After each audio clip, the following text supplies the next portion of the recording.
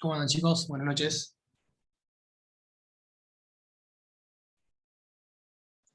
Hola, buenas noches. Ya estamos, perdón la demora. No puedo ingresar, se me había trabado toda la computadora, así que tuve que andar reiniciando todo hasta recién. Eh, bueno, voy a ver si me puedo pasar la clase que vamos a dar hoy para tener los gráficos en PowerPoint y ya en unos minutos nomás empezamos. Buenas noches.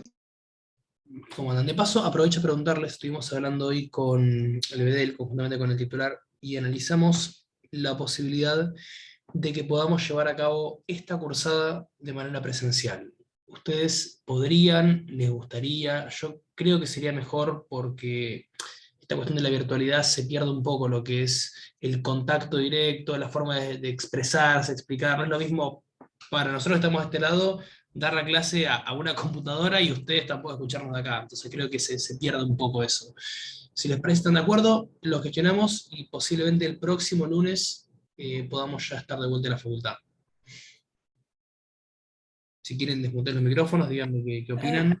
En mi caso no, Doc, porque 8:30 es tremendo el horario, me mata. Por eso elegí la virtualidad y estaba buena esta hora. Igualmente vamos a grabar las clases y las vamos a subir a aquellos que no puedan venir para que no se las pierdan. O sea, la idea es cumplir con los dos formatos, con el formato presencial y con el formato virtual. El tema es saber quiénes de los que están acá podrían venir a la clase presencial como para tener un estimativo de cuántos alumnos tenemos y qué aula nos darían. Por mí sí, profesor, estaría buenísimo. Bien, perfecto. ¿Alguien más? Hola, buenas noches, profesor. No, yo personalmente no podría. Ok. Los demás, hay 17 acá. Yo, en mi caso, mi nombre es Roberto, no podría asistir personalmente, pero bueno, seguiría virtualmente las grabaciones, con la grabación. Bien. En mi caso, profe, yo soy de Miramar, así que tampoco podría. Ok. Éramos solamente con Yasmín hasta ahora. ¿Yasmín es? Yasmín. Bien. Yo también. Hola, buenas noches. Buenas noches. Mi nombre es Guadalupe y yo tampoco podría, porque justamente como la primera compañera que habló, me anoté en este horario porque puedo virtual, digamos, no asistir. Bien, perfecto. Bueno, no sé si alguno más queda. ¿Me escuchan? María Sí, Elisa. Yo también podría ir. podrías venir también, perfecto. Hasta ahora seríamos dos. Por ahí no salir tipo a las 10, por ahí que es muy tarde, por ahí un poquito antes, pero bueno, Sí, sí, estoy sabemos cerca. que el horario es tarde, pero bueno, también la idea era ver de qué manera. Igualmente, los parciales van a ser todos presenciales, por lo que nos dijeron. El tema era poder llevar la virtualidad también a lo presencial. Claro, yo quería saber la bibliografía y el material de estudio y eso. Sí, eso le vamos a dar. Profesor, disculpe, Sí, igual en el Stitch somos 56 personas, sí, así siempre pasa que lo mismo. De los cuales se anota la mitad, eso nos pasó en todas las comisiones. Y de bien. la mitad son pocos los que quedan. Profe, Sí, sí, no sé quién habló.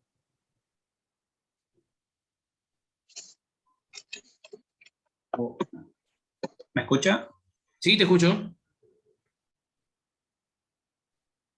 Oh, No sé si Gabriel fuiste el que hablaste, te escucho. no, que me anda muy mal, estoy escuchando todo entrecortado.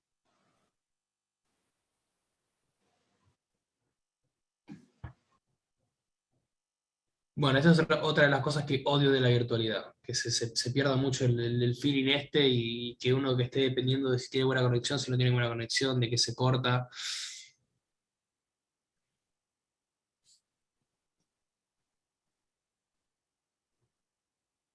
Ahí me estoy mandando la clase y ya arrancamos. Pero bueno, entonces en líneas generales la mayoría podría ir virtualmente y seríamos pocos los que iríamos presenciales. Igualmente, como les digo, la idea es grabar la clase para que de esa forma puedan llegar a asistir aquellos que no están presentes para que no se la pierdan. Pero creo que es Doctor, importante que un poco, sí. yo podría, me parece se me complicaría un poco el horario, pero me parece que estaría bueno por lo menos por ahí probar. El tema es que es difícil, yo estoy haciendo práctica y hay dificultades porque por ahí ponen las cámaras para grabar las clases y el eco se les dificulta a los que la hacen virtual, pero si se podría lograr, me parece que es lo mejor, la presencialidad. Sí, a ver, en ese caso la idea es tener una cámara cerca o hablar con auriculares inalámbricos, y de esa forma no tendríamos el problema del eco. Yo de eso me encargo porque si lo dejo al doc se va a hacer complicado. Pero bueno, Y sí. puede ser que sea en vez de 8:30 a las 8 para que no salgamos tan tarde.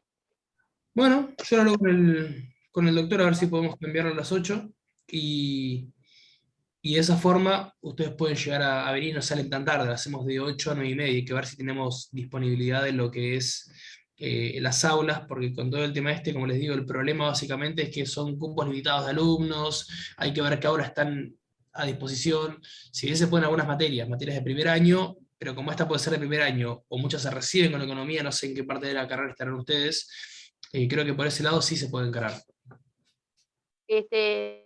¿Cómo se llama? Pero me parece que nada más te habilitan 1 hora para presencial. Yo tuve 1 hora nada más de civil hoy, las presenciales. Igual estamos a la espera de lo que nos diga el BDL, pero Hora la de idea clase es nada más. charlarlo con O sea, a ustedes. la noche por ahí que hay menos gente, pero nos dijeron eso. O sea, la clase es de 1 hora. Bien, no, como les digo, a ver, la Después idea de, básicamente es ver si lo podíamos llevar a cabo. Bueno, aguárdenme 2 minutos que me paso la clase y ya activo de vuelta el micrófono y empezamos. Así podemos tener gráfico lo que es el esquema. Aguárdenme acá.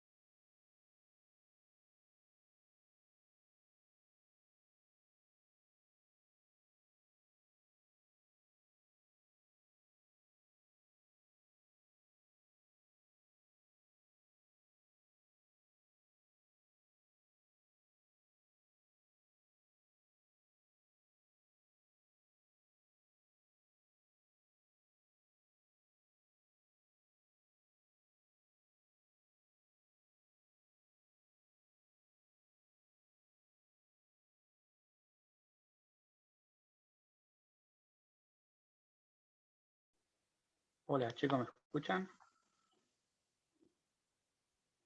Sí, se escucha. Sí, Sí, se Gabriel, te escucha. escuchamos. No, porque, bueno, ahora probé con el celu y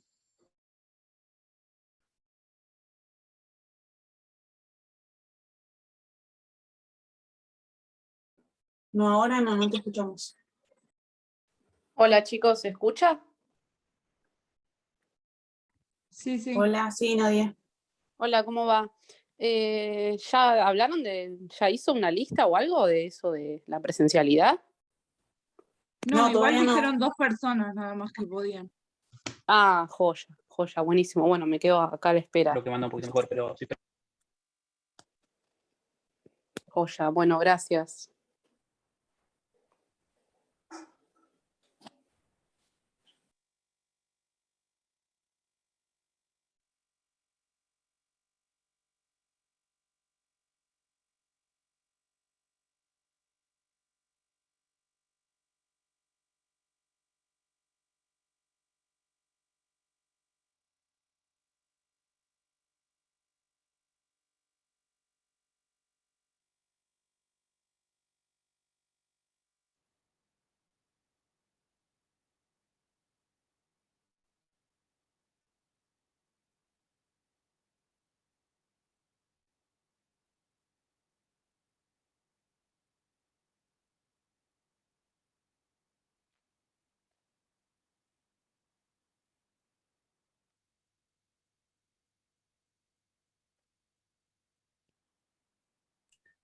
No puedo pasar la clase, pero no importa. Después se les voy a mandar por PowerPoint. Así no seguimos perdiendo tiempo. Lo que estaría bueno que yo tenía con los chicos de los demás cuatrimestres, teníamos un grupo de WhatsApp donde ahí decíamos si alguno tenía un problema para conectarse, o si en caso que el docente se demorase, o tiene inconveniente para pasar los PowerPoint, lo podíamos acordar todavía. Así que si les parece, hacemos uno que va a ser mucho más... Está el de Stitch. No convendría que por ahí, es que está el de Stitch, que vos te agregues como otras veces. ¿Tienen ustedes armados un grupo? Sí, está el de Stitch. Bueno, listo, perfecto. Entonces me pueden sumar ahí y de esa forma va a ser más simple. Bueno, hay que decirle a Brandon, me parece que te agregue. Dale, yo después le digo. Bueno, vamos a arrancar hoy. Vamos a ir medio rapidito, pero la idea es hablar un poco de lo que es la evolución histórica de la economía. ¿Cómo fue que empezó a surgir un poco estas ideas? Y cómo es que nosotros llegamos a tener el modelo que hoy en día refleja nuestra Constitución, porque si bien Alberdi, como hemos dicho, la otra clase era un iluminado, pero él se inspiró en otras personas para poder plasmar el contenido económico dentro de nuestra Constitución. Ahora, ¿dónde podemos decir que empezó todo? Bueno, los griegos ya hablaban de economía. Aristóteles, Platón, Sócrates. Los romanos se encargaban de, a medida que cada vez se iban invadiendo de distintos lugares, ¿qué es lo que hacían? Cobraban tributos. Y esos tributos que cobraban era para que no los pague su propia gente, sino los pueblos que ellos se encargaban de invadir y atacar. Entonces, tal vez de manera indirecta, pero se empezó a tener una vinculación con esto de empezar a cobrar tributos, de empezar a razonar aquellas cuestiones que hasta el momento venían siendo solamente eso, cuestiones utópicas. Pero ¿qué es lo que cambió, lo que hizo un clic? Lo que se preguntaban antes, por ejemplo, es si un precio es justo o no es justo. Hoy en día nos parecería ridículo y hasta absurdo preguntarnos si un precio es justo. O si estaba bien cobrar interés por el préstamo en dinero y cuánto es lo que se debería cobrar, pero eran cuestiones que iban surgiendo a medida que se iba avanzando con este estudio de la economía. Después apareció una persona muy famosa, que es Jean-Baptiste Say, es uno de los tantos que vino a establecer un postulado de lo que es la ley de Say, que ya vamos a hablar de la posteriori. Y solamente muchos de ustedes habrán escuchado hablar de Luis XIV, lo podemos ver reflejado en la famosa película de DiCaprio, El hombre de la máscara de hierro, el que le decían al rey Sol. Él tenía una famosa frase que era «L'état c'est moi», el Estado soy yo. Quien se encargaba de manejar las finanzas a él era una persona llamada Jean-Baptiste Colbert. Colbert, uno de los impulsores del colbertismo, lo que decía que la riqueza de un país se medía por los metales preciosos que tenía, el oro y la plata. Entonces, ahí se empieza a poner dentro del análisis que los metales, principalmente el oro, la plata, puede ser también el diamante, el platino, lo que se entiende como metales en sí, es lo que termina dando la riqueza que va a tener determinado país o determinada nación. Fíjense que también había mucha injerencia por cómo se iba gestando lo que fue el gobierno puntualmente que tenía Luis XIV, que no estaba muy bien que digamos, pero después aparece otra persona en escena, que viene a ser François Quesnay. François Quesnay viene a formar parte de lo que es la escuela fisiócrata dentro de la fisiocracia. Él estuvo trabajando con quien fue Luis XV, quien vino a suceder a Luis XIV, en aquella Francia de entonces. Para ubicarlos en contexto de espacio-tiempo, Luis XIV estuvo promedio de 1668, si no me falla la memoria. Y bueno, justamente François Quesnay fallece a principios de 1800 y fines de 1700, entonces él tuvo mucha injerencia en lo que es la creación de la escuela fisiócrata en sí. ¿Qué es lo que planteaban esto los fisiócratas? Ellos decían que la tierra es fundamental, la riqueza se tiene que medir no solamente en los metales preciosos, sino en la tierra que tiene una nación para aportar. De todos estos pensadores aparece quien termina siendo el padre de la economía, que ustedes lo deben conocer como Adam Smith. Adam Smith, quien escribió en 1776 Estudios sobre la naturaleza de la cosa y la riqueza de las naciones. ¿Por qué se le atribuye el nombre del padre de la economía? Si decimos que ya se hablaba antes desde lo que era el aspecto económico en sí. Estaban los mercantilistas, como vimos estaba la escuela de Colbert, que decía que se tenía que enfocar todo o que se medía la riqueza por los metales preciosos. Hablamos también de la escuela fisiócrata de François Quesnay. ¿Por qué Adam Smith es el padre de la economía? Porque a Adam Smith no le interesaba saber si un precio es o no es justo. Él decía, yo quiero saber qué es un precio. Quiero saber cómo se compone un precio. ¿Qué es lo que le da valor a las cosas en el sentido de descubrir, de desmenuzar cuáles son estos conceptos dentro de lo que es el valor en sí? Y en este libro, La riqueza de las naciones, abreviado de forma vulgar, o como sería en inglés The Rich of Nations, él empieza explicando un poco. El primer tema que trata es la división del trabajo. ¿A qué apunta con la división del trabajo? Bueno, supongamos que vamos a ir a un ejemplo claro, una historia que es el caso de Robinson Crusoe, es un ejemplo muy conocido. Robinson era una persona que vivía en Inglaterra, clase media alta, y en una expedición que él hace, buscando metales preciosos, encalla con el barco y el tipo naufraga y se queda en una isla. Y Robinson Crusoe pasó a ser el pobre más pobre que podía llegar a ver, porque perdió todo. Entonces, él se encontró la necesidad de decir, bueno, tengo que empezar a ver de qué manera puedo sobrevivir. Entonces, ¿qué es lo primero que tengo que hacer? Bueno, empezar a buscar madera y empezar a armar con las hojas para tener una cabaña, y después empezar a buscar dónde comer, y después, y en poco empiezan estas cuestiones de las necesidades. Ahora, supongamos que Robinson no estaba solo, supongamos que le pasó como en la serie de Lost, que estaba con un grupo de personas y cae un avión, los que no lo vieron no se preocupen, no voy a contar el final, y se quedan todos en una isla. Supongamos que nos pasa a nosotros. Ustedes me digan, bueno, profe, usted que está a cargo de la cátedra, díganos, ¿qué hacemos? ¿Para dónde vamos? Bueno, entonces yo les diría que un grupo se encargue de ir a buscar madera, otro grupo vaya a buscar agua, otros vayan a buscar las plantas para hacer la choza, y eso es lo que se denomina la división del trabajo. Ahora, de nada serviría si cada uno viene y no intercambia esos bienes con el otro, sino que se los queda para sí. Lo fundamental de la división del trabajo es que cada uno puede intercambiar los bienes que tienen para que de esa forma se pueda llevar a cabo esta primera etapa o este primer postulado que Adam Smith pone de manifiesto en su libro La riqueza de las naciones. De lo segundo que habla Adam Smith, dentro de lo que es la división del trabajo, es el concepto de la teoría del valor. Y dice, ¿qué es el valor? Bueno, lo que le da valor a las cosas en realidad se divide en lo que es el famoso reparto de la torta, en tierra, trabajo y capital. Entonces, de la tierra, ¿qué pasa? Tenemos una persona que es quien va a poner a disposición su tierra, que es de su propiedad, y de eso el que va a recibir una renta. Entonces, él alquila su tierra. ¿A quién se la alquila? Y se la puede alquilar a algún capitalista o a alguna persona que venga a ponerle el dinero, y el que va a recibir una ganancia. Y por otro lado tenemos el trabajo, que del trabajo que se obtiene un salario. Entonces, eso es lo que se denomina los factores de la producción: tierra, trabajo y capital.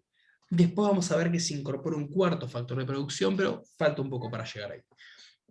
Entonces, cuando Adam Smith se pregunta qué es lo que le da valor a las cosas, y lo que le da valor es la tierra donde se va a estar trabajando, donde se va a estar labrando, la persona que va a estar aportando, y cuánto es lo que va a poner el capital. Entonces cada uno se va a llevar el proporcional de los factores productivos que puso. Repito esto porque es importante. De lo que es la tierra, el que pone a disposición se va a llevar una renta. Es como el que cobra por un alquiler. El capitalista, que es el que pone la plata, se va a llevar la ganancia, y el trabajador, que es el que pone la mano de obra, se lleva un salario. Otra de las cuestiones que analiza dentro de los amplios conceptos y conocimientos que determina Adam Smith en su libro, que yo les mostré, son 3 tomos que tengo en la biblioteca de lo que es La riqueza de las naciones, pero para no volverlos locos, porque yo creo que ustedes tengan una idea general de quiénes eran cada uno de estos pensadores. Él habla del concepto de la teoría del valor, pero desde un punto de vista de las ventajas absolutas. ¿Y qué son las ventajas absolutas? Dice, bueno, cada país tiene que dedicarse específicamente a lo que mejor sabe hacer para exportar eso, y que de esa forma tenga una competitividad en el mercado externo. Entonces denomina teoría de las ventajas absolutas. Entonces, lo que ustedes mejor saben hacer, ¿qué es lo que se hace acá? Y bueno, la verdad es que aquí en Mar del Plata la estamos rompiendo con la miel. Listo, dediquémonos a exportar miel y no hagamos otra cosa, porque en esto somos los mejores.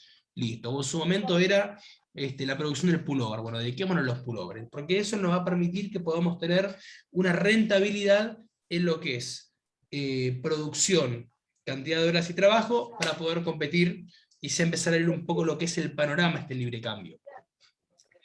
De Adam Smith, que él también establecía el postulado de la famosa mano invisible que regula la economía. Hay una mano que básicamente deja a merced de donde se encuentra la oferta y la demanda, es el punto de equilibrio del mercado. El mercado no se puede regular, el mercado es completamente impredecible, y ya vamos a ver cómo esos postulados de a poco tomaron fuerza y cómo se puede interpretar al día de hoy. Estamos hablando de que esto lo decía Adam Smith en 1776. O sea, fíjense si esos tipos no eran iluminados. Adam Smith tenía un discípulo, que ese discípulo era David Ricardo. David Ricardo, una persona que siempre estuvo muy bien económicamente, que sus padres eran banqueros, ella se empezó a instruir con todo lo que es el ámbito financiero. Obviamente, al tener de discípulo al gran Adam Smith, él empezó a ver algunas cosas que consideraba de su maestro que con el tiempo se le podían dar otro enfoque. Por ejemplo, de lo que es el concepto de los factores de la producción. Él dice, si yo comparto con vos, maestro, no lo voy a contradecir, por favor, pero yo creo que de los tres, de tierra, trabajo y capital, el más importante es el trabajo. Porque si vos no tenés el trabajador que se encargue de labrar la tierra, ¿cómo te encargas de poder sacar una ganancia? Si no sacás una ganancia, ¿con qué cosa? ¿Para qué vas a pagar una renta? Entonces, el trabajo es fundamental en los factores de la producción. Que después, cuando aparece Karl Marx, dice, ¿pero quién es la parte más explotada de la relación laboral? Y el trabajador. No, bueno, entonces hay que hacer la revolución marginalista, y hay que expropiar a los expropiadores, y bueno, todo lo que es el esquema marxista, que ahora vamos a empezar a entrar en eso. Pero Marx toma sus postulados y empieza a crear todo lo que es el sustento, ya sea el Manifiesto Comunista, que lo escribe, si no me equivoco, en el 48, y después el Capital, que lo escribe en 1867, toma estos postulados básicamente del razonamiento de David Ricardo. Si la parte que más debería valer es el trabajo, ¿por qué es la más explotada y que menos se lleva? Entonces, esto no está bien. Ya vamos a ver qué es lo que sucede, porque en realidad la idea de las teorías es que traten de explicar o brindar soluciones a una realidad, y vamos a ver por qué en este caso no se puede explicar, y por qué la realidad y la práctica ha demostrado no ser factible o de una aplicación lógica a como lo veía en ese momento Marx. Pero para no saltear un poco la película, brevemente de David Ricardo, entonces él hace esta modificación a lo que es el enfoque de los factores de producción, poniendo el foco principalmente al trabajo, y después hace una modificación en lo que es la teoría de las ventajas absolutas de su maestro. Dice, yo acá, perdóneme maestro, pero acá disiento completamente. Yo para mí tendría que tener otro enfoque, porque ¿qué pasa si un país no es bueno competitivamente en nada? ¿Que no exporta, o sea, no abre el juego al mercado externo? ¿Cómo hace entonces? Yo creo que en ese caso, decía David Ricardo, uno tiene que ver en qué puede ser mejor, porque por ahí no sos mejor en la cantidad, pero sí en la calidad, o al revés, tu calidad no es muy buena, pero es muy rápida tu producción. Entonces, como tal vez vos no tenés el mejor producto, pero podés hacerlo más rápido, de esa forma, uno, de todas maneras, por más que no pueda ser competitivo en nada, ver de qué manera puede insertarse en el mercado, ya sea estableciendo alianzas o vínculos con algunos países cercanos, como por ejemplo podría ser lo que es hoy en día se conoce como el Mercosur, que eso permite que vos puedas llegar a establecer algún tipo de vinculaciones. Él decía, los países tienen que empezar a vincularse unos a los otros, empezar a hacer pactos comerciales que de esa forma les den cierta exclusividad cuando vos no podés competir en nada o no podés sacar beneficio del otro lado. Entonces, la teoría de las ventajas comparativas, él decía, hay que buscar dónde se puede poner el foco y de esa manera dedicarse a exportar. Y del otro, los que no se hagan muy bien, bueno, se importa, pero de lo que se puede exportar, se exporta. Y después él establece otro postulado, que es el tema de la teoría de la renta diferencial. Esto básicamente, para no complicarlos, él lo que decía es, ¿por qué hay tierras que tienen un valor y por qué hay tierras que tienen otro valor? O sea, ¿por qué todas no pueden valer lo mismo? Bueno, eso depende de cuál es la fertilidad que tenga esa tierra. si está ubicada en un lugar, obviamente que va a ser más propenso a que pueda llegar a dejar mejores cultivos, y si está en una tierra que es menos fructífera para trabajarla, es necesario que valga menos. ¿Y cuál es el precio razonable que se podría cobrar?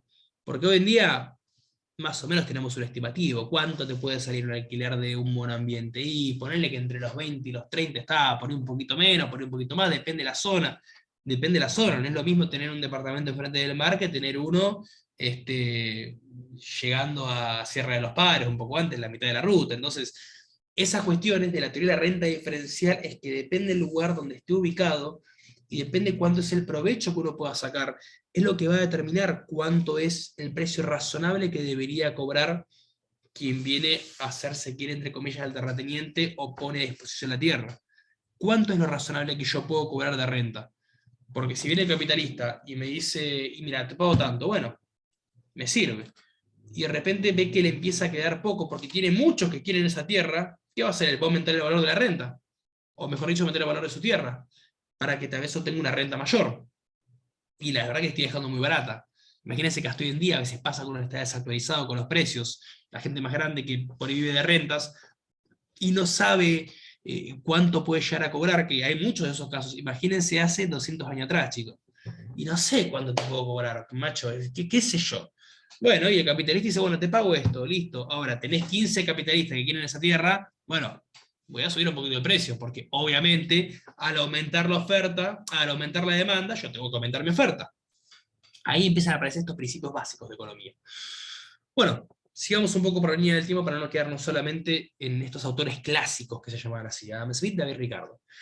Aparece este personaje Karl Marx, quien tenía como discípulo a Engels.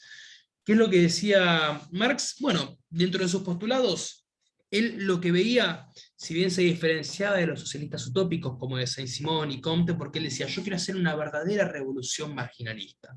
Yo creo que acá el trabajador está siendo explotado porque es la parte más vulnerable de la relación que se da entre lo que ponía una lucha de clases. Ustedes cuando empiezan leyendo el Manifiesto Comunista y dice unas sombras se cierran sobre Europa, un fantasma se cierra sobre Europa, es el fantasma del capitalismo, el fantasma del comunismo, y este fantasma es el que va a encargar de que los trabajadores puedan levantarse y pelear por sus derechos. Esta cuestión que plasmaba Marx, que ahora vamos a ir a los postulados de él, pero ustedes fíjense que el primer lugar donde se pudo aplicar de manera práctica el comunismo fue en un país donde no hubo el traspaso que Marx decía, es decir, pasar de una monarquía a un capitalismo y de un capitalismo a un comunismo. El primer país donde se aplicó fue en Rusia, lo que fue la revolución, la famosa revolución rusa, donde básicamente se pasó de una monarquía zarista a un comunismo. O sea, faltó entre medio el capitalismo, se lo comieron el capitalismo. Entonces, cuando uno se pone a ver este traspaso, que en la teoría puede ser algo muy atractivo, en la práctica vemos que evidentemente no fue tan así. Entonces, una cosa son los postulados que uno se aplica desde la teoría, otra cosa es ver cómo se llevan y cómo se ponen de manifiesto en la parte práctica.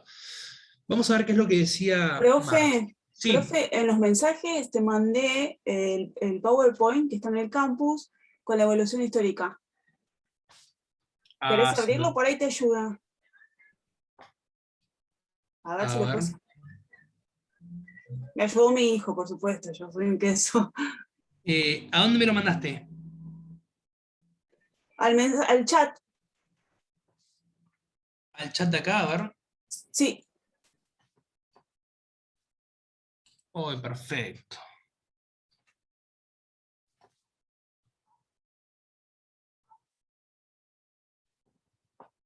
Ahí está, así nos vamos guiando con esto porque la verdad es que, modestia aparte, me hizo un power muy lindo y no lo podía abrir, la verdad que me estaba poniendo No, nervioso. es que es lindo, es la única forma de entenderlo, de manera. Igual hasta ahora, si hay alguna duda, chicos, me dicen, porque la idea es que de todo esto se pueda llegar a sacar algo positivo. Y que ustedes lo entiendan, ¿no? Claramente, porque después no lo tengo que explicar a mí. Tienen que abrir el archivo, y mientras les voy diciendo. Acá está. Bueno, entonces, como les decía, entonces, en la famosa revolución de 1917, donde se llevó este traspaso de una monarquía a un comunismo, se comió la etapa del capitalismo. Entonces, ¿cómo se puede ya empezar a ver en la aplicación práctica un modelo que tampoco respete el orden con que se tenían que llevar a cabo? Bien, ahí lo puedo abrir. Perfecto. Y ahora vamos a poner en compartir pantalla.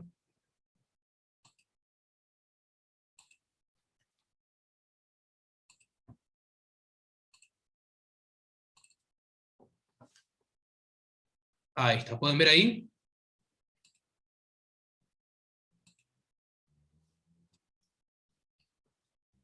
Se ve perfecto, sí. Vamos. Bueno, te agradezco mucho, Karina. Bueno, Adam Smith ya lo pasamos, hablamos de visión del trabajo, teoría de valor, mano invisible, teoría de las ventajas absolutas. Eso lo dijimos todo.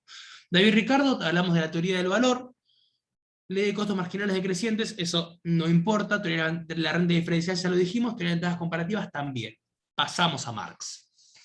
Bueno, como les decía, él escribió el Manifiesto Comunista en el 48, El Capital, Das Kapital, en 1867, y esta cuestión que él plasmaba primero, la lucha de clases.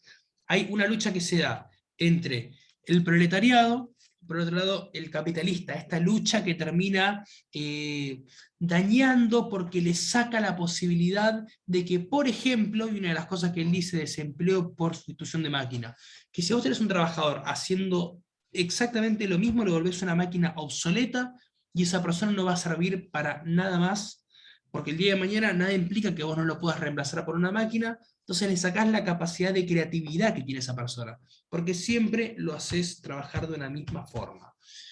Después lo que plantea la división del trabajo. En ese caso, él, como les decía, toma, dentro de lo que es el concepto y el esquema de David Ricardo, él pone el foco específicamente en el trabajador.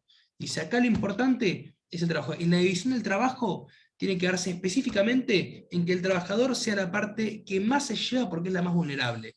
Y lo que termina quedando de diferencia entre el trabajo y lo que se lleva el capital es lo que se denomina plusvalía, un término que ustedes habrán escuchado. Bueno, y esa plusvalía, lo que se termina quedando el capital de diferencia, es lo que debería aportarse para los factores productivos, para la fuerza productiva, que en este caso es el trabajador.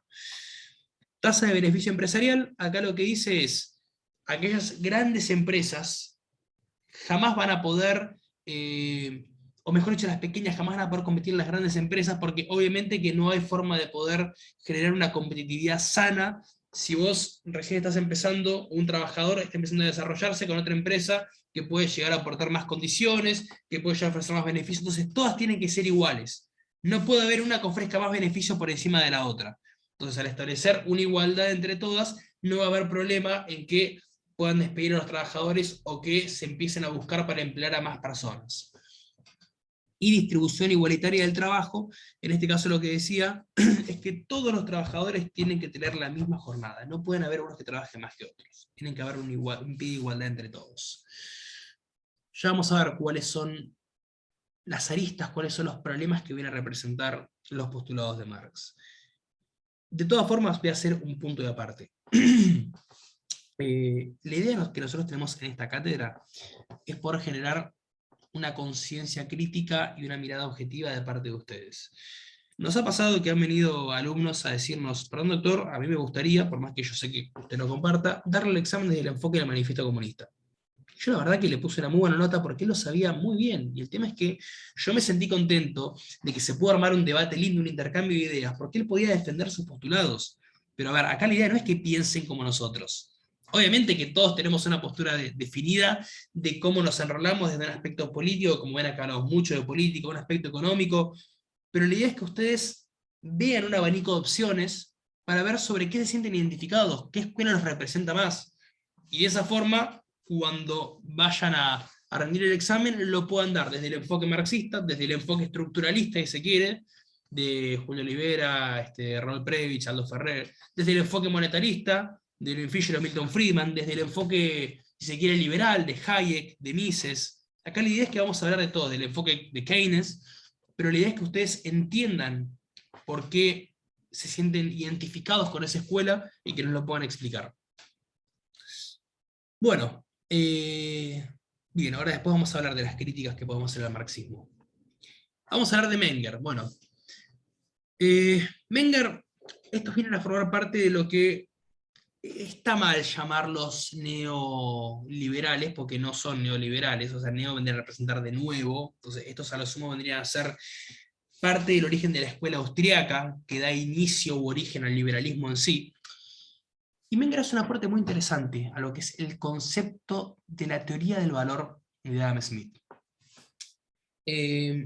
Supongamos que se retoma la presencialidad, y cada vez que salimos de la clase de economía, o cada vez que cuando estamos para arrancar, ustedes me ven que yo todos los miércoles a las 7 de la tarde, entre 7 y 8, me estoy poniendo a armar un auto en la puerta de la facultad, y ven que compro las piezas y las empiezo a armar, y ustedes me ven y me dicen, ¿qué hace? Profe, nada, compré las piezas de un Ferrari y me estoy armando un Ferrari. Bueno, al cabo de 1 año y medio, ustedes llegan y tengo el Ferrari armado.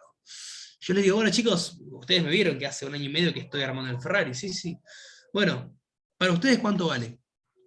Y ustedes qué van a decir, y profe, todo bien, o sea, no le queremos faltar el respeto, ¿no? Pero para mí no vale nada.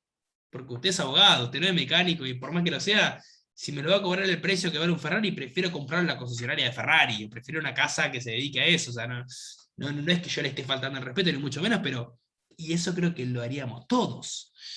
¿A qué quiero llegar con este ejemplo?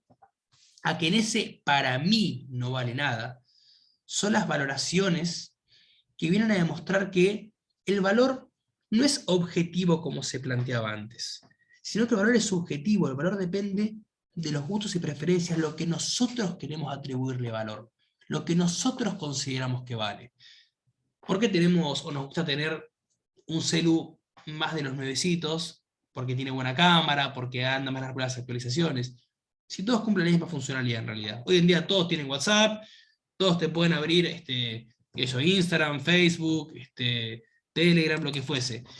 Pero para mí es mejor porque me va a ser más funcional. En estas cuestiones es lo que nosotros decidimos de qué es lo que vamos a preferir por encima de otra cosa. Entonces acá se cambió el esquema de cómo se veía antes, qué es lo que le da valor a las cosas. Antes lo que se da valor es el trabajo, la tierra y el capital. Y entre los determinantes de la demanda, que lo van a ver después con el doctor, los gustos y preferencias se ubican en el último lugar. Primero, ¿qué es lo que está? Y generalmente tenés el precio del bien, después el precio del bien complementario o sustitutivo, después tenés el ingreso disponible, cuánto es lo que vos tenés.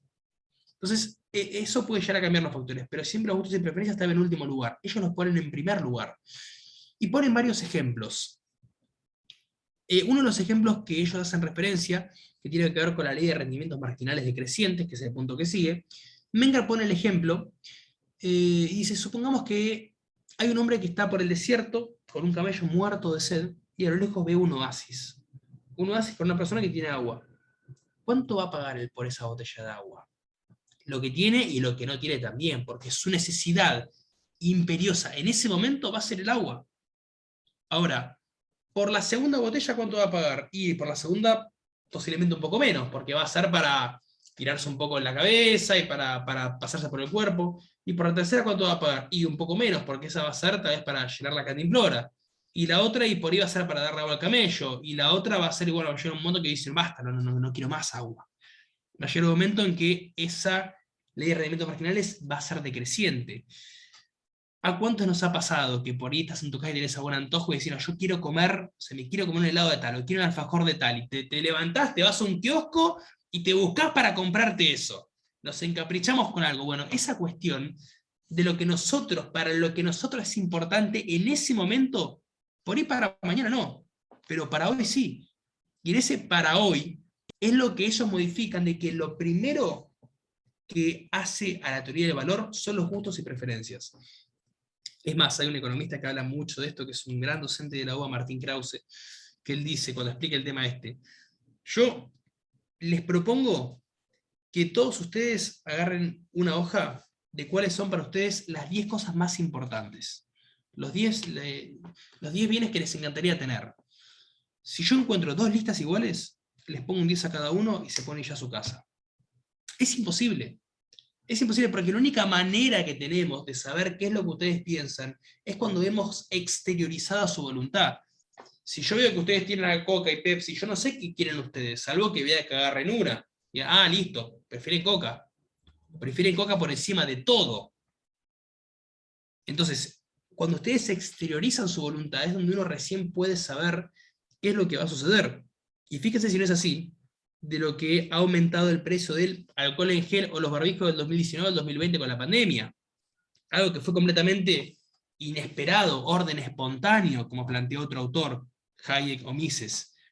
A eso vuelve a los principios de Adam Smith de que la economía es impredecible, vos no podés regular el mercado. Nadie hubiera pensado que íbamos a tener hoy en día todos mínimo 3, 4 alcohol en gel en el auto, en el departamento, o las chicas de la cartera. ¿Por qué? Porque básicamente las necesidades de la realidad nos llevó a tener que adquirir eso como un bien necesario. Hoy en día cuando salimos, ¿qué es? Billetera, celular, llave, barbijo. Pues el barbijo dice, uy, no me traje el barbijo, tenés que empezar a buscar por todos los barbijo porque no te dejan entrar a ningún lado. Entonces, fíjense cómo esos cambios, que no se pueden predecir, hacen a los principios básicos de la economía. Y justamente estos gustos y preferencias tienen que ver con la exteriorización de la voluntad. Por ejemplo, si hace poco, y tal vez los hombres en esto van a poder seguir un poco más el ejemplo, pero hace poco salió un video que lo llaman a Cristiano Ronaldo a una entrevista en un panel y se sienta y había una coca. ¿Y qué hizo Ronaldo? Agarró la coca y la corrió. Dijo, no, agua. Bajaron las acciones de coca. Y en ese preciso momento bajaron las acciones de coca, porque la gente dijo, el tipo no toma coca. Si Ronaldo no toma coca, yo tampoco tomo coca. Y como eso hay un montón de ejemplos. Lo que han aumentado los viajes a Puerto Rico cuando se filmó el videoclip Despacito, que fue furor en el mundo, con Luis Fonsi y Daddy Yankee, es algo que ni siquiera ellos lo hubieran podido imaginar. Porque el videoclip se hizo ahí, pegó como ningún tema en el mundo pegó, porque es el tema que en más idiomas se tradujo, y la gente quiere ir y viajar a ver dónde se filmó el videoclip de Despacito. Entonces, eso hace, básicamente, a esta idea de que no podemos saber cuál es la voluntad hasta que no se exterioriza, que los gustos y preferencias para el enfoque de la escuela austríaca pasarían a ser fundamentales, más que el ingreso disponible en sí. O a ver, chicos, seamos honestos, ¿cuántas veces hemos comprado algo que decís, y tal vez no me da la nafta, pero lo compro en cuotas y me doy el gustito? ¿Podés comprarte algo más barato? Sí, pero yo quiero ese. Yo quiero ya sea unas zapatillas, una buena pilcha, o un buen celular, o un buen mueble para la casa, yo quiero ese. Después veo cómo me acomodo. Hago un poco chicle en la tarjeta, pero yo quiero ese. Pudiendo tener uno más barato, yo quiero ese. Entonces, fíjense cómo se invierte un poco esta cuestión de los roles. Y el método de la ciencia económica, lo que él plantea básicamente, ¿cómo andamos de tiempo? Jugadísimos, pero bueno. Hay reglas de la economía que se aplican en todo el mundo. Por ejemplo, es la típica charla cuando uno se va a otro lugar de viaje con el taxista, te dice, no, pero acá esas cosas no pasan, ¿eh? No, pero acá en Brasil es distinto. No, pero acá en Chile no pasa eso. No, pero acá en Colombia no es nada que ver. Disculpame, la teoría de la oferta y la demanda se aplica acá, en Chile, en Colombia y en todos lados. Hay reglas que son generales porque la economía es una ciencia, que ustedes ya lo saben, que se encarga de estudiar la administración de los recursos escasos para la producción de bienes y servicios y distribuirlos para su consumo. Como es una ciencia, tiene reglas básicas. Si esas reglas no se cumplen, tienen consecuencias. Por ejemplo, si uno termina emitiendo mucho, esa emisión se ve reflejada en una inflación, porque pones más plata en el circuito económico y lo que hace es que nuestra moneda cada vez valga menos, porque al haber más bienes con utilidad, porque el dinero es un bien con utilidad que sirve para adquirir otro tipo de bienes, al haber más bienes con utilidad circulando, hace que los que ya hay pierdan valor. Es como todo, mientras más hay de un bien, menos va a valer, porque justamente hace que en ese caso aumente mucho más la cantidad de esos bienes en circulación. Ya vamos a hablar de Milton Friedman. Bueno, acá aparece Alfred Marshall. Dentro de lo que es Menger, tenemos a Menger, a Leon Walras y William Stanley, que eran tres autores que escribieron en simultáneo. Uno era francés, el otro era alemán y el otro era inglés, pero básicamente los tres plantean lo mismo. El más importante es Menger, que hace este agregado de la teoría del valor. Marshall plantea algo muy importante, que es el cuarto factor de la producción: el incentivo empresarial. Y con este incentivo empresarial es que ya se empieza a caer un poco los postulados y la teoría que en su momento había plasmado Marx, ya sea Manifiesto Comunista, con el Capital. ¿Por qué? Porque en este cuarto factor, él dice, está todo perfecto con la tierra, el trabajo, el capital, pero falta el incentivo empresarial. ¿Qué es lo que determina que un trabajador gane más que otro? Y las capacidades con las que desempeñe. Sí, su desempeño es importante, y también la cantidad de horas que trabaje, porque si trabaja más, es obvio y lógico que tenga una ganancia mayor. ¿Por qué van a ganar todos lo mismo? Sí, también. Y la motivación que uno le dé al trabajador de decir, vos tenés que esforzarte, porque vos al demostrar que sos mejor y poder destacar, va a hacer que tu trabajo valga más. Porque quiere decir que no sos igual que el resto. Entonces, esa voluntad que vos demostrás y ese desempeño va a hacer que seas recompensado con un incentivo que ofrece en este caso el capital para ayudar a que el trabajador pueda satisfacer sus necesidades. Y la curva de elasticidad precio-demanda, básicamente lo que plantea es una decisión donde se encuentra el punto de equilibrio de mercado. Es, por un lado, cuánto está dispuesto quien va a adquirir un bien a pagar por ese bien, y quien ofrece ese bien al mercado, cuánto está dispuesto a ponerlo. Bueno, hoy en día la verdad que es difícil tener una referencia, porque cuando se empezó a acomodar todo con la pandemia, o sea, yo me acuerdo que había ido a comer con mis viejos y me dijeron, pasá y comprarte unas facturas y comprarte un pan. No sabía sacar un billete de 100, de 200, de 500 o de 1000. Y lo que me digan para mí va a estar bien, porque ya había perdido un poco noción de los precios, de cuánto es que estaban las cosas. Entonces, no sé si les pasará a ustedes, de que por ahí salen a algún lugar y decís, no sé cuánto me puede salir, no sé con qué me puedo encontrar. Entonces, si estamos hablando de cosas que ni siquiera tienen su precio en dólar, como por ejemplo, no sé, van a comprar cosas de plata, o celulares, o relojes, no, compras cosas de acá, y no sabes cuánto pagar, no sabes. Entonces, ¿cuánto es el aproximado que una persona que va a adquirir un bien esté dispuesta a pagar, y a cuánto es que ese bien se ofrece en el mercado? Si se ofrece muy alto, claramente se va a vender poco, pero lo que se venda va a hacer que la ganancia aumente. Ahora, si se vende a un precio muy bajo, va a hacer que tenga más rentabilidad, pero obviamente la ganancia va a ser menor. Entonces, el tema es ponerlo en un punto medio. ¿Cuánto está dispuesto a pagar este y cuánto está dispuesto a resignar este de su ganancia, pero para que se pueda vender? Eso es lo que se llama la curva de elasticidad precio de la demanda. ¿De qué forma se va a mover la curva? Si se desplaza cada vez más para la derecha, se empieza a resignar un poco ganancia, pero va a aumentar la rentabilidad, y por otro lado, la curva que va a ser al revés decreciente por parte de quien va a solicitar o va a querer adquirir un bien. ¿Cuánto es lo que esté dispuesto a pagar y cuánto es lo que esté dispuesto a resignar? Entonces, donde se encuentra en el punto de equilibrio de mercado, ahí viene a formar lo que viene a ser la curva de elasticidad precio-demanda. Una curva que, como dice, es elástica, puede fluctuar. Eso lo va a variar el mercado en sí. Vamos a hablar de John Maynard Keynes. Bueno, Keynes es un personaje bastante famoso, tal vez mucho más que quien fue su, si se quiere, rival, en buenos términos, en esa época, que fue Friedrich Hayek. Lo novedoso de Keynes es que él fue discípulo de Marshall. Tuvo un curso con Marshall de aproximadamente unos 6-8 meses, y la verdad que tiene una forma de escribir muy particular, porque querer interpretar la teoría general de la ocupación, el interés y el dinero es complicado. Porque escribe con muchos porcentajes, muchos gráficos, y bueno, bien al estilo economista, ¿no? Muy estadístico, cosa que a nosotros, como abogados, estudiantes de abogacía, no nos sirve, pero sí entender cuál era el postulado de Keynes.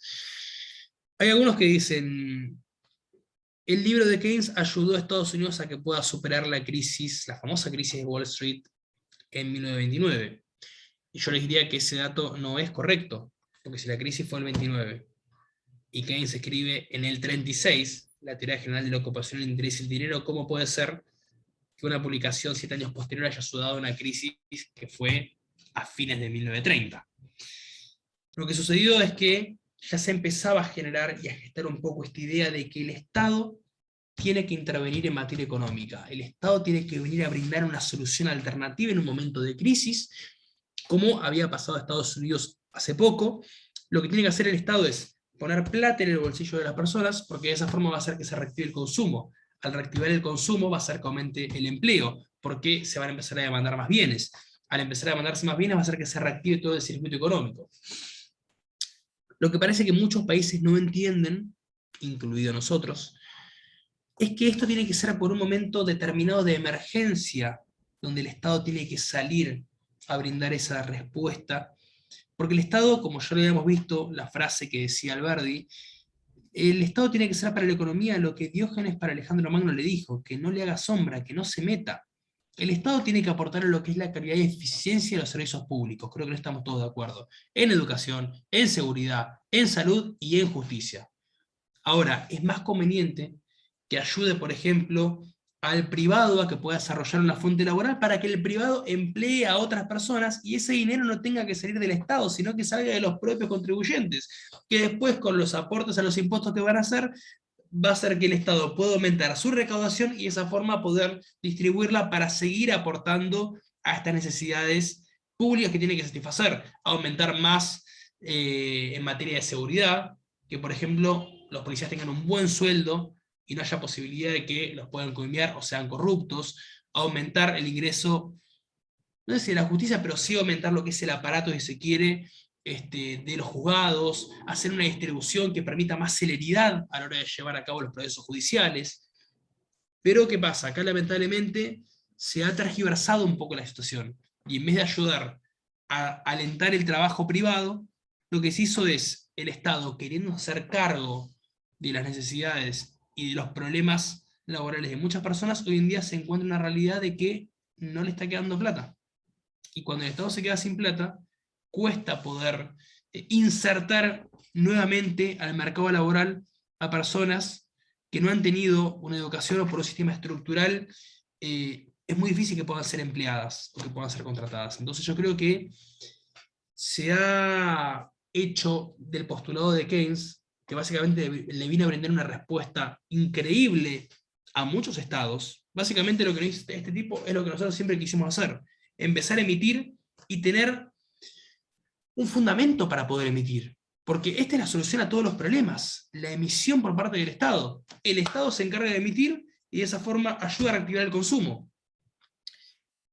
Dentro de lo que es la teoría de la demanda global, que yo lo puse abajo con una ecuación, se me fue la pantalla, volví a que era táctil. Acá lo que puse es que el consumo, más la inversión, más el gasto público, más las exportaciones netas, que es la diferencia entre exportación e importación, constituye lo que es la demanda global. Entonces, dentro de lo que es el consumo, dice, bueno, acá básicamente lo que va a determinar con el consumo va a ser cómo van a jugar los impuestos, por ejemplo. Si los impuestos terminan siendo altos, ¿qué es lo que va a suceder? Bueno, obviamente vamos a controlar la inflación, pero puede aumentar el desempleo. ¿Por qué? Porque vamos a tener más recaudación, no va a ser falta emitir. Con el tema de la inversión, ¿qué es lo que viene a jugar? Las tasas de interés. Entonces, si el interés es muy alto, va a haber poca gente que va a solicitar un crédito. Entonces, eso puede motivar o alentar el desempleo, pero va a controlar la inflación. Sucedería a la inversa si cambiamos la ecuación. Si es muy bajo el interés que se cobra, van a haber muchas personas que pueden acceder a un crédito, pero eso puede motivar a la inflación porque en ese caso va a haber más dinero circulando. Dentro del gasto público, lo que vendría a ser, bueno, básicamente, esto es muy simple, si el gasto público aumenta, en ese caso se controlaría un poco el desempleo, pero puede aumentar la inflación. Si el gasto público baja, se podría propiciar más el desempleo, pero se controla la inflación. Esto básicamente es modificar cómo viene el esquema de si se aumenta o se baja. Y las exportaciones netas, lo que decía él es, si tenemos una moneda dentro de todo en un nivel bajo, que sea competitivo con el mercado, nos conviene porque vamos a poder comerciar con más países. Entonces nos conviene tener una moneda que se mantenga en niveles bajos, que no esté a la alza constante. Fíjense lo que había pasado en el 2003, cuando asume Néstor. Una de las ventajas que tuvimos, entre comillas, el famoso eslogan era la doble S, suerte y soja, porque al tener una moneda que estaba tan deteriorada, después de lo que fue la crisis cambiaria, no inflacionaria, del 2001, porque recuerden que sigamos con el 1 a 1 hasta la especificación de Duhalde, hizo que al tener una moneda tan deteriorada, todos los países querían venir a comerciar con Argentina porque les salía muy barato. Hasta hoy en día, yo tengo compañeros en el curso del posgrado de la UBA, que son algunos de Colombia, otros de Chile, otros de Perú, y nos dicen, nosotros nos sale 2,50 venir a estudiar a Argentina, porque tienen una excelencia del cuerpo docente, y les sale 500 pesos la hora. Para ellos la hora no es nada. Entonces, obviamente que les conviene acá para capacitarse. Bien, entonces, es muy largo lo que es la teoría general. Quédense con estos conceptos de lo que hablaba Keynes, ya después iremos profundizando de a poco. Ludwig von Mises. Bueno, Mises es una persona que viene a generar muchos aportes. Él escribió un libro muy interesante llamado El socialismo en 1922. Básicamente en este libro lo que hace es explicar por qué el socialismo no es viable como tal. Socialismo de lo que planteaba Marx, porque convengamos que hay un socialismo que viene a formar parte de los países nórdicos, si se quiere, de la parte más al norte de Europa, que en realidad, si bien es un socialismo porque tienen tasas de impuestos muy altas, pero la calidad y eficiencia de los servicios públicos es excelente.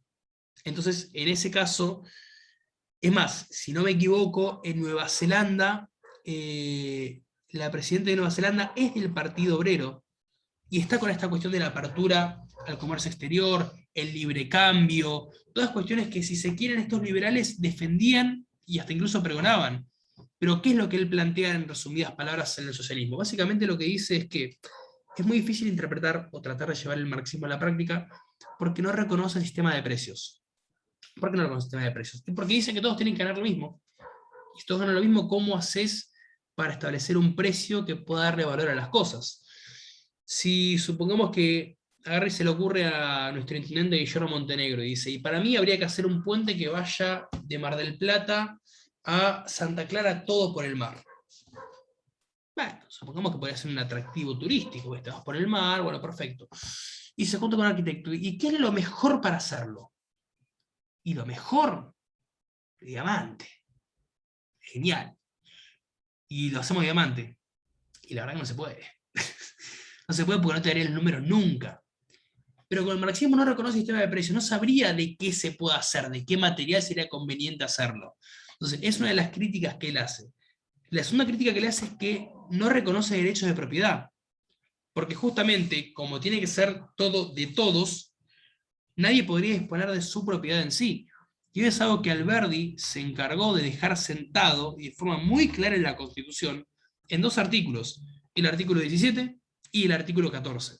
Ustedes fíjense que eran contemporáneos, porque cuando Alberdi escribe las bases, él estaba en Valparaíso en 1852, la Constitución es del 53, y el sistema económico artístico de la Confederación es del 54. Y como vimos, el Manifiesto Comunista es del 48. O sea, Alberdi lo leyó a Marx y dijo, esto por acá no es. ¿Y por qué dijo por acá no es? Porque en el artículo 17, que dice, la propiedad es inviolable, y ningún habitante de la nación puede ser privado de ella, sino en virtud de sentencia fundada en ley. La propiedad es inviolable. Y en el artículo 14, ¿qué es lo que dice? Cuando dice que todos los habitantes de la nación gozan de los siguientes derechos, conforme las leyes que reglamentan su ejercicio, te dicen derecho de usar y disponer de tu propiedad. En esos dos derechos, Alberdi dejó sentado que sería imposible poder adoptar unas políticas marxistas en nuestra Constitución porque no reconoce derecho de propiedad.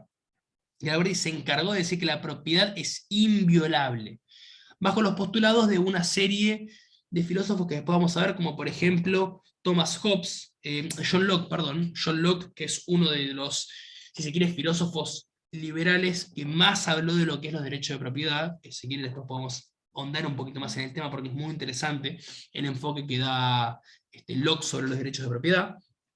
Pero básicamente Alberdi, de una forma sutil, se encargó de decir, por acá esto no puede ir. Y Mises, Ludwig von Mises, en ese libro de socialismo, se encarga de analizar todo este tipo de cuestiones. Y otro libro muy bueno que tiene es La acción humana. La acción humana, que tiene que ver con estos postulados que yo dejé acá sentado. Él lo que dice es, un poco lo que hemos hablado anteriormente, la forma que uno tiene de ver cómo se va a manifestar la voluntad es una vez que se exterioriza. Entonces, esa acción humana hace que nosotros podamos tener una aproximación real de para dónde va a direccionar el mercado. Hoy en día, por ejemplo, y hay uno de estos autores que lo analizó en 1999, que es Milton Friedman, que habló de las criptomonedas. En un momento Friedman dijo, en 1999, yo creo que el día de mañana va a salir algún tipo de dinero electrónico, un e-cash, que permita que A pueda hacer transacciones con B sin conocerlo, que A no conozca a B y que B no conozca a A. Que eso es incluso lo que pasa. Uno cuando hace transacciones electrónicas en plataformas como, no sé, Binance o eToro o, no sé, invertir online, vos no sabés quién es la otra persona, ves el usuario, pero no sabés si es una persona real o no. Dentro de lo que son las plataformas de blockchain, que están bastante custodiadas y controladas, porque tienen 2 millones de mecanismos de seguridad, vos te quedás tranquilo de que vos haces la transferencia y esa persona a vos tiene que transferir el bien que vos solicitaste. Pero vos no sabés quién es la otra persona, y tal vez nunca lo vas a saber. No es lo que viene pasando comúnmente, que uno va a un lugar físico a comprar y ves quién es la otra persona. Esta cuestión de la acción humana, que ya planteaba Ludwig von Mises, tiene que ver con la forma en que uno va desarrollando, exteriorizando su voluntad y su deseo para ir acompañando la evolución que se va generando en la economía. Y básicamente volvemos a los postulados básicos. Es impredecible la economía y el mercado en sí. Y como es tan impredecible, la única alternativa que nos queda es acompañar a esta mano invisible que va regulando de qué manera se va a dar. ¿Cuáles son las necesidades? ¿Cuáles son las demandas de los consumidores? ¿Por qué hoy en día valen tanto las criptomonedas? Bueno, porque hay gente que confía en las criptomonedas. ¿Qué es lo que le da confianza? Si son una burbuja. O sea, el día de mañana podrían desaparecer. Sí, podrían desaparecer, pero como hay tanta demanda, porque la gente confía en eso, confía más que en el billete en sí, porque si bien hay posibilidad de que uno las mine, sería lo mismo que la minería será como la emisión monetaria acá, pero aparte lo atractivo para nosotros puntualmente es que están a precio dólar, y a una moneda tan devaluada como la nuestra, con 13 ceros que le ha sacado a nuestra historia, es decir, la posibilidad de empezar a meterme en este mundo, y tener algo vinculado con dólares, es increíble. Pero bueno, hay gente que todavía no lo entiende, le cuesta verlo porque, como digo, esta acción humana a veces se lleva a cabo de una manera distinta, y no todos llegan a formar parte de este mundo. Fíjense que hace no mucho, 10 años atrás, si no me equivoco, creo que valía promedio de $10 un Bitcoin. Hoy en día llegó a $50.000. O sea, a nadie se le podría ocurrir, invirtiendo $50, hoy en día tendría 100, 200, 300 $250.000. O sea, es una locura, y eso hace básicamente al mercado en sí, a este orden espontáneo, esta acción humana de cómo se va desarrollando, valga la redundancia, la humanidad en sí, para poder generar estos nuevos cambios. Fluctuaciones y los ciclos económicos. Bueno, él acá lo que decía básicamente, que la economía tiene que ir acompañando los ciclos, no generarlos. A diferencia de lo que planteaba Keynes, que decía, ellos generaban los ciclos. ¿Por qué? Porque muchas veces, ¿qué es lo que se hace? Se empieza a generar un aumento por parte del gasto público, le da dinero a los contribuyentes, hace que las tasas de interés estén muy bajas, entonces cuando está por tocar una crisis en la economía, vuelven a reactivar todo, vuelve a subir, cuando van a tocar un auge, vuelve a bajar. Fíjense que eso ha pasado. Estados Unidos tuvo una crisis que no fue tan grande, pero fue la crisis que tuvieron en el 2001 con las Torres Gemelas, después tuvo la crisis grande de las burbujas inmobiliarias en el 2009, y estuvo cerca de tener otra crisis ahora. ¿Por qué? Porque van jugando, van generando las fluctuaciones dentro del mercado. Si bien el interés que tienen ellos no se aproxima, pero ni remotamente a que tenemos nosotros, porque allí un interés te lo deben cobrar un 7-8% anual, y acá los bancos te cobran un costo financiero total de un 120-130%, y te cobran un interés de un 60-70%. Entonces, el negocio que hacen los bancos acá es increíble, y claramente que podría hasta considerarse usura, porque es un delito, pero allá, imagínense si sacan ganancia, lo que harían acá, lo que hacen acá los bancos. Entonces, esta cuestión de las fluctuaciones, quiere decir que para ellos dicen, vos tenés que dejar que la economía siga su curso natural, no te metas en la economía. Y eso fue lo que dijo esta persona, Friedrich von Hayek. Friedrich Hayek es una persona que él debatía mucho con Keynes sobre los ciclos económicos, tiene un debate muy rico, donde básicamente cuando se le pregunta qué es lo que debía hacer Estados Unidos para reactivar un poco y solucionar los problemas de la crisis que tiene el 29, ¿qué dijo Hayek? No haga nada. No, ¿cómo no haga nada? No hagas nada, ya metiste mucha mano en la economía. Deja que la economía se acomode solita, que solita se va a acomodar. Y vino Keynes y dijo, no, ustedes tienen que apoyar el gasto público, porque el gasto público va a motivar el consumo, se motiva el consumo, aumenta el empleo, se genera más inversión, se genera inversión, listo, nos cerró por todos lados. Claramente que hay países que han empezado a adoptar un poco estas políticas de decir, bueno, probemos no emitir a ver qué pasa. Vamos a dejar que la economía siga este curso natural. Y claramente esto pasa, y lo dice en un ejemplo muy, muy claro Milton Friedman, dice, esto es como aquel que es alcohólico y no sabe cómo salir. A ver, los efectos malos vienen al principio y los buenos efectos vienen después. Entonces, cuando uno está haciendo rehabilitación, te agarra esa ansiedad, abstinencia, querés tomar, entonces está esa cuestión de nerviosismo que te viene al principio, y ya una vez que lo superás, listo. Con esto pasa lo mismo, aquellos países que quisieron controlar la inflación por medio de la emisión, se dieron cuenta que no pudieron, porque el índice de inflación seguía subiendo, y ellos tenían que controlar, entonces ¿qué hicieron? Siguieron emitiendo, y fueron acompañando paulatinamente.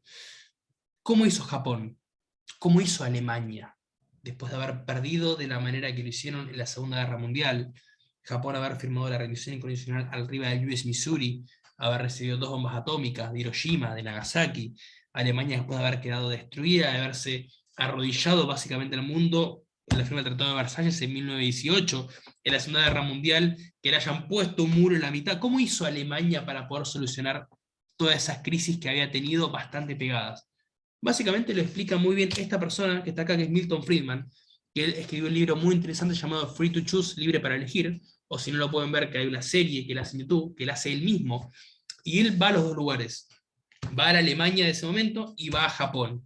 Y analiza de qué manera ellos pudieron hacerlo.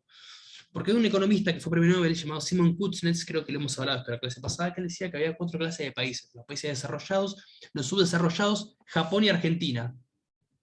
¿Y por qué Japón y Argentina le dicen? Bueno, porque es muy difícil entender cómo hizo Japón para lograr un crecimiento tan rápido y que en 20 años posteriores a la Segunda Guerra Mundial sea potencia, al igual que la Alemania. Y es muy difícil entender cómo un país como Argentina, teniendo todas las de ganar, hoy en día tenga una economía similar a un país como Zimbabue, como Bosnia y Herzegovina, como Israel. ¿Por qué es que pasan ese tipo de cosas? Entonces, es muy difícil poder explicarlo. Y Milton Friedman trata de hacer una explicación diciendo la forma en que se ha logrado es que ellos han adaptado políticas monetarias, quiere decir controlar la emisión, no emitir más, saber que se venían consecuencias graves durante 4 o 5 años, que fue lo que pasó. Alemania cambió de un domingo a un lunes lo que era el marco imperial, con las monedas con la cara de Hitler, por el marco alemán. Ese cambio de moneda hizo que efectivamente diga, listo, controlamos la base monetaria. ¿Qué es la base monetaria? Todos los dineros que hay en circulación, los billetes que hay en circulación, me los traen de vuelta. Entonces yo les digo cuánto es lo que les voy a dar, y de esa forma controlamos la cantidad de dinero que hay dando vuelta en el mercado. Esa es la base monetaria. Yo dudo que hoy en día se sepa cuánto es la base monetaria de Argentina. A tal punto que ya, a ver, me han llegado videos estos últimos tiempos de billetes que ya te salía el colibrí medio despintado, un papel horrible, todo manchado, ya no saben cómo más dar la maquinita, al punto tal de que no sabemos cuánto es lo que está circulando. Entonces, como no sabemos cuánto es la base monetaria, nunca vamos a poder calcular el verdadero índice de inflación, porque una de las cosas que plantea Friedman, cuando habla de la distribución del ingreso, es que los efectos de la inflación vienen promedio a los 6 a 8 meses y de ahí se empiezan a ver reflejados. En la teoría cuantitativa del dinero, él establece una ecuación, que es M por B es igual a P por Y. ¿Qué quiere decir M? M es la cantidad de dinero que hay, toda la base monetaria. B es la velocidad con la que ese dinero circula. Y la cantidad de dinero que hay por la velocidad con la que el dinero circula, es decir, en mano, ¿no? Es igual a P, que es el aumento de los precios, por I, que I es la producción en sí, o la productividad. Entonces, ¿qué es lo que dice Friedman en esta ecuación? Vamos a suponer que hay 2 que se mantienen como valores constantes, que es la velocidad con la que el dinero circula y la productividad. La productividad o la producción, ¿por qué? Porque eso va acompañado de la mano. Ahora, si decimos que esos valores se mantienen constantes y M se vincula con P, quiere decir que si aumenta el ingreso disponible, aumenta el costo. Porque básicamente la emisión es siempre y en todo lugar un fenómeno monetario. Esa es a la conclusión que llega Friedman con este análisis. ¿Por qué? Porque básicamente lo que tenemos es que si aumenta la cantidad si aumenta el ingreso disponible, que es la base monetaria, va a hacer que el precio de los bienes aumente. Porque, como les decía anteriormente, al haber más billetes dando vueltas, vamos a necesitar más de esos billetes para adquirir los bienes que antes adquiríamos con menos. Porque al haber más en el mercado, quiere decir que el valor va a disminuir. Eso es lo que Friedman analiza desde el enfoque monetarista. Bueno, él escribió 2 libros muy interesantes, El Capitalismo y Libertad, y La Cantidad Óptima de Dinero, que la verdad él hace un poco este análisis y un enfoque netamente monetarista. Hay una diferencia mínima entre los monetaristas y los liberales, como Friedrich Hayek y Ludwig von Mises. Ellos puntualmente decían que no hay que meterse con las tasas de interés. No hay que tocar nada del mercado. Y Friedman, él estaba a favor de que se pueda modificar un poco las tasas de interés para atentar o alentar futuras inversiones. Brevemente hablamos un poco de Hayek. Él, como les decía, choca mucho con Keynes, es muy rico el debate que tienen. Dentro de lo que él analiza, este uso del conocimiento disperso y orden espontáneo, se había hecho un análisis una vez que la empresa HP Hewlett Packard quería lanzar una nueva Mac al mercado, y no sabía bien si iba a gustar el diseño, el modelo. Bueno, llamaron a un grupo de especialistas que hicieron un análisis y dijeron que esto puede llegar a ir. ¿Qué fue lo que dijeron los de la empresa de Hewlett Packard? ¿Por qué no hacemos un mercado con consumidores reales? Vamos a lanzar como si el producto estuviera y vamos a anunciar que esta computadora va a salir. Y que la gente opine, a ver qué le parece el diseño, el modelo. Entonces vamos a hacer que la publicamos. Armaron un mercado virtual y la gente empezó a promocionar. O empezó, mejor dicho, a ofertar. Y esta me gusta, esta no, yo le cambié esto acá, esto allá, bueno. Hicieron dos análisis paralelos. Uno, los que habían hecho su grupo de asesores y estadistas, y otro con el mercado que habían armado ellos. Con este mercado que armaron les dio una aproximación mucho más real con la gente que había ofertado de la que le habían dado los estadistas. ¿Por qué? Porque no podemos saber cuáles los gustos y preferencias hasta que no los exteriorizan. Como ellos los habían exteriorizado en este mercado ficticio, ellos pudieron saber de qué forma iba a ser más enriquecedora o de qué forma iba a ser más productiva esta máquina que iban a lanzar al mercado. Entonces, Hayek dice que el conocimiento está disperso por varios lados. Entonces, hay que buscar la manera de poder satisfacer cuáles son las necesidades que tienen los consumidores y, por otro lado, los usuarios de ciertos bienes o servicios. Después, en el free banking, él plantea que, a su forma de ver, los bancos deberían tener su propio encaje bancario. Hay herramientas que vamos a ver bien de lo que es la tasa de redescuento y el encaje bancario, son instrumentos del banco. Brevemente, el Banco Central tiene una cantidad de dinero y le dice a los demás bancos cuánto dinero tenés que tener atesorado y cuánto podés prestar. Si es mucho el dinero que los bancos tienen para prestar, claramente el interés va a ser bajo, porque tiene mucho dinero para prestar. Entonces va a haber más gente que pide un crédito. Si es mucho el dinero que tienen para atesorar y poco el que pueden prestar, el interés va a ser alto porque tienen poco dinero para prestar. Lo que decía Hayek acá, deja que los bancos manejen sus propias regulaciones.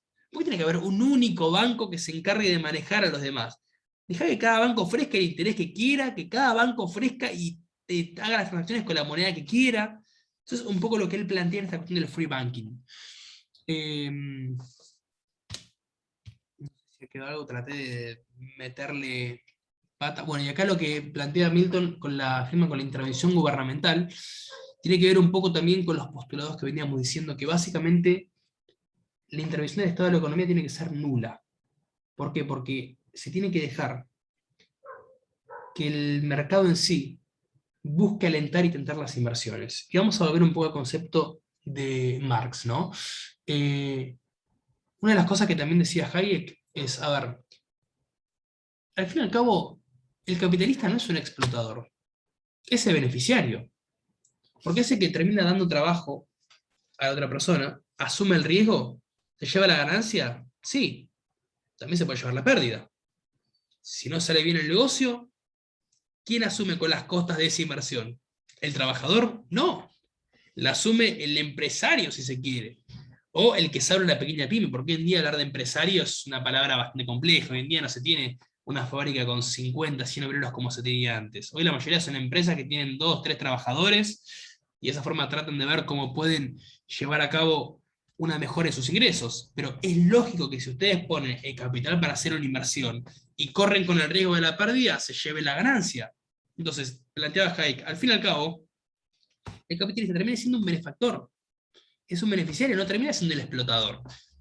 Supongamos, por ejemplo, que nos dedicamos a armar una nueva marca de cigarrillos. Vamos a probar los cigarrillos con sabor a, bueno, canela están, que son los Budán. Vamos a suponer que no hay cigarrillos de, no sé, de banana, por decirles algo. Bueno, tenemos que poner un grupo de personas a trabajar en la planta de tabaco, que para otra cosa no sirve. Ahora, yo me le estaría jugando a ver si a la gente le gusta el cigarrillo de banana, porque ya hay cigarrillos de uva, ya hay cigarrillos de melón y sandía, han salido de frutilla, pero de banana sería algo novedoso. Por ahí la puedo romper, o por ahí me la puedo pegar y pierdo todo. Ahora, ¿quién carga con las costas de esa pérdida? Yo, que soy el que puse el capital. Y que yo tuve que pagar a los trabajadores para trabajar en la planta de tabaco, y que si no me va bien, a ellos les voy a tener que pagar igual, por el fruto de su trabajo. Entonces, ellos lo que plantean es, también el concepto marxista es erróneo en el sentido de que está bien, quien pone el capital se lleve la ganancia, porque así como lleva la ganancia, se puede llevar la pérdida. Es más, hay otras profesiones, como por ejemplo los que se dedican a la tala de árboles, que compran las hectáreas, plantan las semillas, y recién pueden empezar a ver el fruto de su trabajo a los 10 o 15 años, contando un montón de factores climáticos que vienen a jugar en parte de la ecuación, y que en ese caso no tendría sentido o lógica que sea un reparto equitativo e igualitario. Si querés que sea así, perfecto, asumí el riesgo conmigo, poné el capital conmigo y o ganamos los dos o perdemos los dos. Entonces empiezan a buscarle esta vuelta, que la verdad es muy interesante el enfoque que dan, porque hace crear una conciencia distinta al pensamiento que se venía generando hasta el momento. Bueno, creo que eso en líneas generales es todo. Fue bastante rapidito porque habíamos arrancado un poco tarde. No sé si hasta que hay alguna pregunta, si quieren desbloquear los micrófonos, lo pueden hacer. Pregúntenme lo que quieran, alguna duda que les haya generado, alguna inquietud. Una pequeña cosa que les quiero decir, que también es importante la apreciación de los postulados de Alberdi dentro de la Constitución. Creo que les había comentado en la clase pasada, porque está reflejado en el preámbulo, cuando empieza diciendo: con el objeto de constituir la Unión Nacional, afianzar la justicia, consolidar la paz interior, promover la defensa común, promover el bienestar general y asegurar los beneficios de la libertad. Este bienestar general tiene que ver con uno de los conceptos también de Adam Smith, que si cada individuo busca el interés individual, y el bienestar individual va a conseguir el bienestar general. Poniendo vos el ejemplo de la isla, si yo me encargo de buscar los cocos, vos te encargás de buscar la madera, vos te encargás de buscar la palmera, vamos a estar todos bien porque vamos a tener las casas para todos. Porque cada uno en la búsqueda del bienestar general consigue el bienestar general. ¿Para qué? Para asegurar los beneficios de la libertad. Esa libertad de la que ellos hablaban se relaciona también con la libertad económica, que la deja sentado en otros artículos que vamos a analizar en las posteriores clases para no tirarles toda la artillería de una. Bueno, reitero nuevamente, si hay preguntas, yo preferiría que desbloqueen el micrófono y no me las digan por chat. Si no hay ninguna, ya los dejo liberados y nos vemos recién el próximo lunes.